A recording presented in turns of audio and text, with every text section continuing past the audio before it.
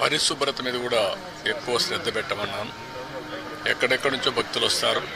భక్తులు వచ్చినప్పుడు వాళ్ళకు కావాల్సింది వెంకటేశ్వర స్వామి నామం తప్ప ఇంకొకటి మాట్లాడే పరిస్థితి లేకుండా వాళ్ళు అన్ని విధాలు ఒక ప్రశాంతమైనటువంటి ఒక దివ్య క్షేత్రంగా ఇది ఎప్పటికప్పుడు ఉండాల్సిన అవసరం ఉంది.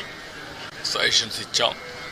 అదే మరి ఇక్కడ ఫుడ్ కూడా ఏదో ఫ్యాన్సీ ఫుడ్లే కాకుండా ఇక్కడుండే భక్తుల మనోభావాలకు అనుకూలంగా ఇక్కడ మన సాంప్రదాయాలకు అనుకూలంగా ఉంటే చాలా బాగుంటుంది. అలాంటివి కూడా చేయమని చెప్పి ఆదేశాలు ఇచ్చాను. అదే మరి ఎండ్ టు ఎండ్ ఇవన్నీ కూడా ఒపీనియన్ కూడా తీసుకోవడం, భక్తుల మనోభావాల్ని గౌరవించడానికి ఏమేం చేయాలనో అవన్నీ చేస్తాం. ఇప్పుడు సేవకులు కొంతమంది ఉన్నారు, శ్రీవారి సేవకులు. వాళ్ళు కూడా ఎప్పుడో నేను ప్రవేశపెట్టాను. వాళ్ళు ఒక 15 లక్షల మంది అయ్యారు.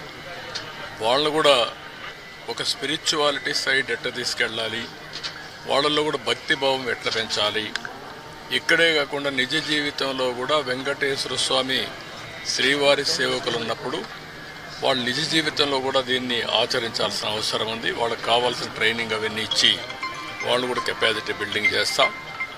అదే మరి ఎక్కడికక్కడ సమాచారాన్ని కూడా తీసుకొని ఒక విధంగా చెప్పాలంటే మళ్ళీ వెంకటేశ్వర స్వామికి పూర్వ వైభవం వచ్చే విధంగా, అదే కాకుండా ఎప్పటికీ ఇది ఒక దివ్య క్షేత్రంగా పవిత్రమైన క్షేత్రంగా తయారు చేయడానికి ఏమేం చేయాలో అన్ని చర్యలు తీసుకోమని చెప్పి మేనేజ్మెంట్కి గవర్నమెంట్ తరఫున కూడా ఆదేశాలు ఇచ్చాం. అవన్నీ చేసేదానికి శ్రీకారం చుట్టారు.